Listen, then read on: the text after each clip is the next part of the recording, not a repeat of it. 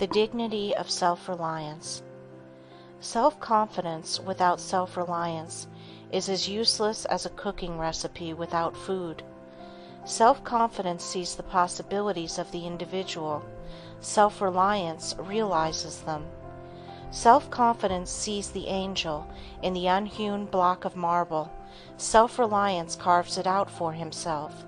The man who is self-reliant says ever, "No one can realize my possibilities for me, but me. No one can make me good or evil but myself."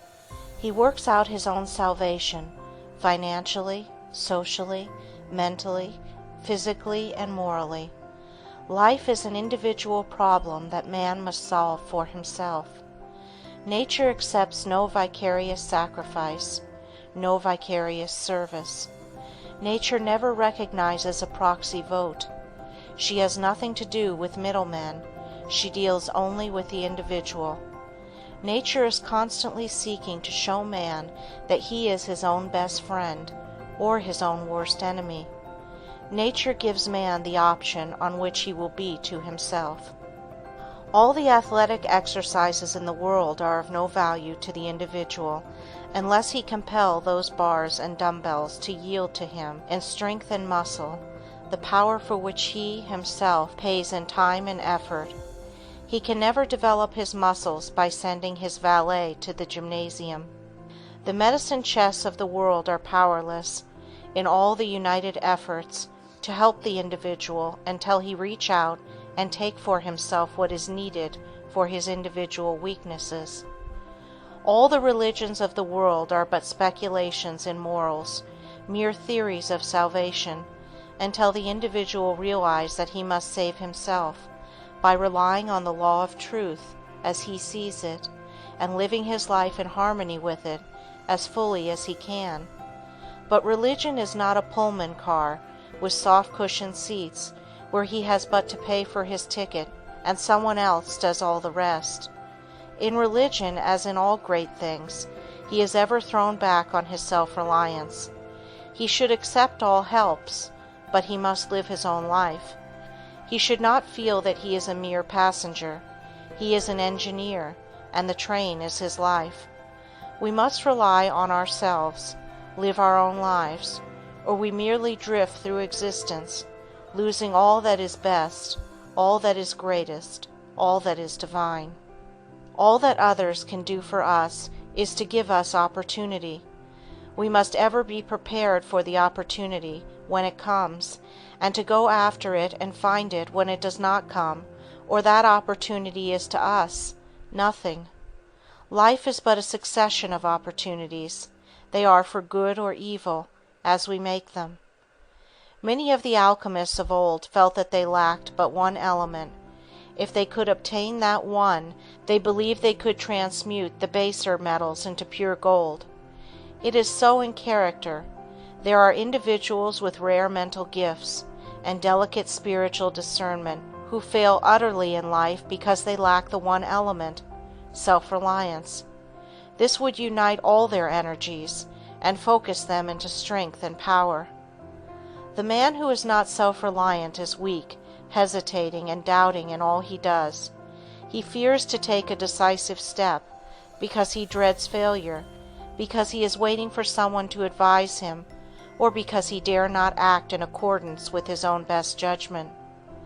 In his cowardice and in his conceit, he sees all his non-successes due to others. He is not appreciated, not recognized. He is kept down. He feels that in some subtle way society is conspiring against him. He grows almost vain as he thinks that no one has had such poverty, such sorrow, such affliction, such failure as have come to him. The man who is self-reliant seeks ever to discover and conquer the weakness within him that keeps him from the attainment of what he holds dearest. He seeks within himself the power to battle against all outside influences. He realizes that all the greatest men in history, in every phase of human effort, have been those who have had to fight against the odds of sickness, suffering, sorrow. To him, defeat is no more than passing through a tunnel is to a traveler. he knows he must emerge again into the sunlight. The nation that is strongest is the one that is most self-reliant, the one that contains within its boundaries all that its people need. If with its ports all blockaded, it has not within itself the necessities of life and the elements of its continual progress, then it is weak, held by the enemy, and it is but a question of time till it must surrender. Its independence is in proportion to its self-reliance, to its power to sustain itself from within. What is true of nations is true of individuals. The history of nations is but the biography of individuals magnified, intensified, multiplied, and projected on the screen of the past. History is the biography of a nation, biography is the history of an individual. So it must be that the individual who is most strong in any trial, sorrow, or need is he who can live from his inherent strength, who needs no scaffolding of commonplace sympathy to uphold him. He must ever be self-reliant. The wealth and prosperity of ancient Rome, relying on her slaves to do the real work of the nation, proved the nation's downfall. The constant dependence on the captives of war to do the thousand details of life for them killed self-reliance in the nation and in the individual. Then, through weakened self-reliance and the increased opportunity for idle, luxurious ease that came with it, Rome, a nation of fighters, became a nation of men more effeminate than women. As we depend on others to do those things we should do for ourselves, our self-reliance weakens, and our power and our control of them become continuously less. Man, to be great, must be self-reliant. Though he may not be so in all things, he must be self-reliant in the one in which he would be great.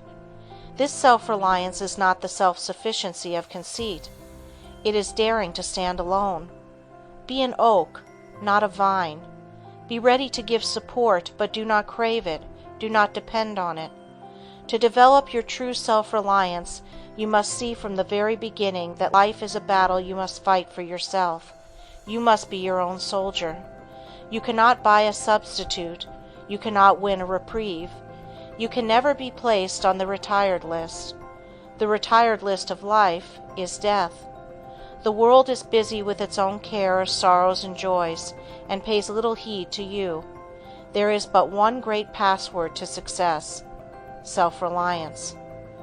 If you would learn to converse, put yourself into positions where you must speak. If you would conquer your morbidness, mingle with bright people around you, no matter how difficult it may be. If you desire the power that someone else possesses, do not envy his strength, and dissipate your own energy by weakly wishing his force were yours. Emulate the process by which it became his. Depend on your own self-reliance. Pay the price for it, and equal power may be yours. The individual must look upon himself as an investment of untold possibilities if rightly developed, a mine whose resources can never be known but by going down into it and bringing out what is hidden. Man can develop his self-reliance by seeking constantly to surpass himself. We try too much to surpass others. If we seek ever to surpass ourselves, we are moving on a uniform line of progress that gives a harmonious unifying to our growth in all its parts.